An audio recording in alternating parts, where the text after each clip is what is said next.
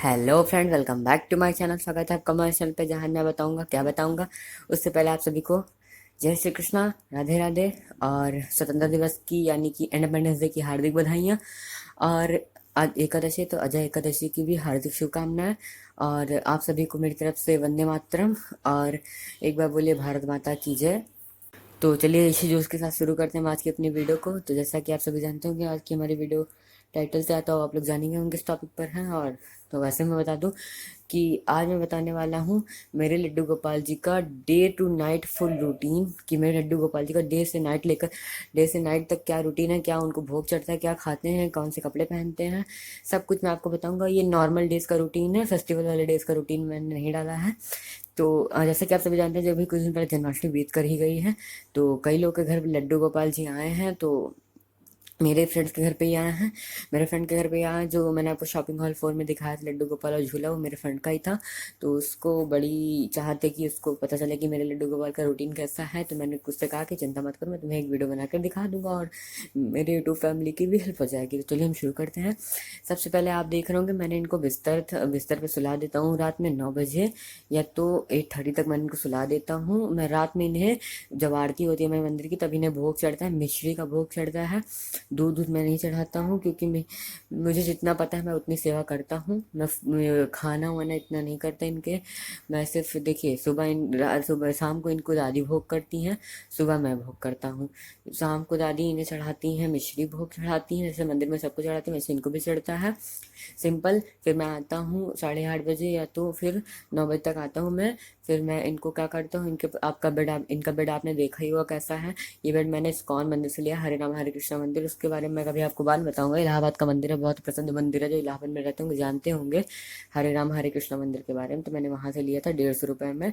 तो ये बेड, तो मैंने बेड के बारे में बता दिया। फिर मैं इनको सुलाता हूँ बेड पर, बिस्तर चादर सब घर पर ही बनी है इनकी।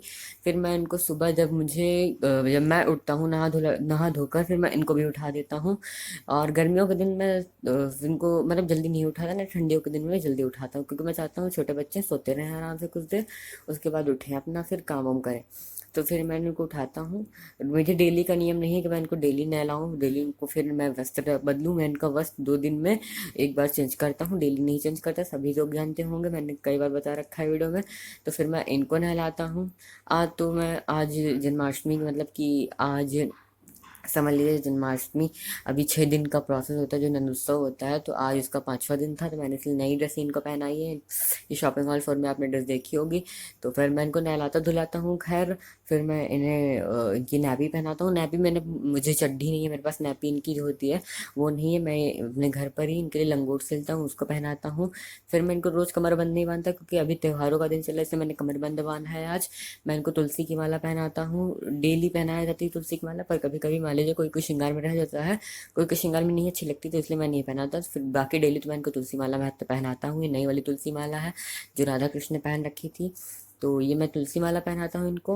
फिर मैं इनको अगर कमी पड़ती तो हार पहना देता हूँ, नहीं पहनाता। कभी त्योहारों का दिन है तो मैं कंगन पहना देता हूँ। बाकी इन्होंने अपने हाथ में छोटे छोटे कंगन वैसे पहन रखे हैं। आप देखे होंगे तो देख लीजिए, नहीं देखे होंगे तो फिर मैं बाद में कभी दिखाऊंगा। फिर मैं इन्हें हेयर विग लगाता हूँ इनकी।